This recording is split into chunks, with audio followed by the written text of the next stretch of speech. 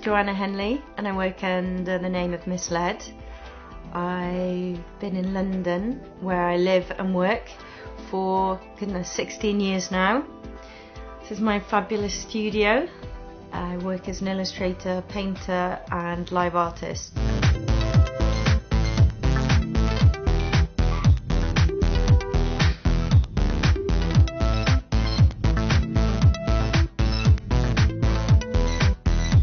I think it would be hard to describe my style in one way, because I try and change and adapt to each brief or format or audience.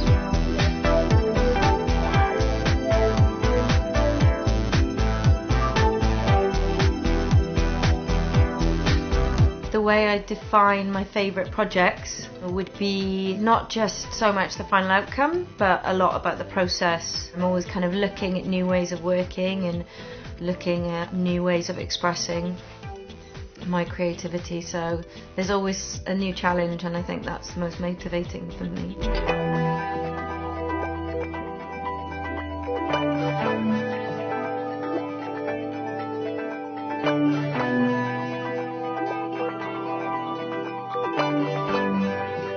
I think I've been quite fond of being quite purist when it comes to working, and I've had a real separation between what's analogue and what's traditional to what's digital and complete. It allows me to take more chances, but it also allows me to be more experimental, because the element of risk has gone.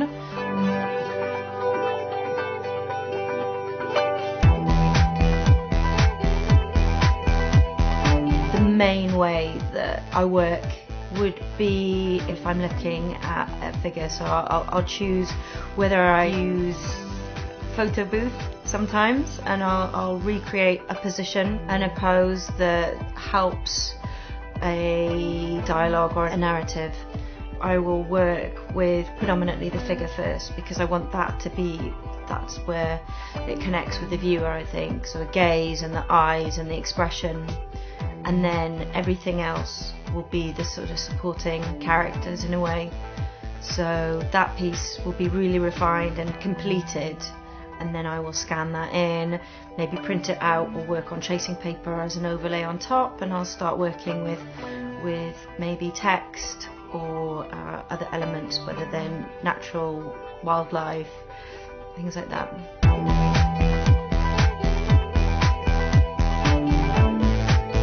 Through using digital textures and creating brushes, I could create something that maybe a sort of vintage or retro look with a sort of parchment feel, because it's about me, and I wanted to look at kind of the concept and how I work with other portraits and how I include other elements. I wanted to look at other works that I've done that mean something to me, so they're my supporting characters, I suppose.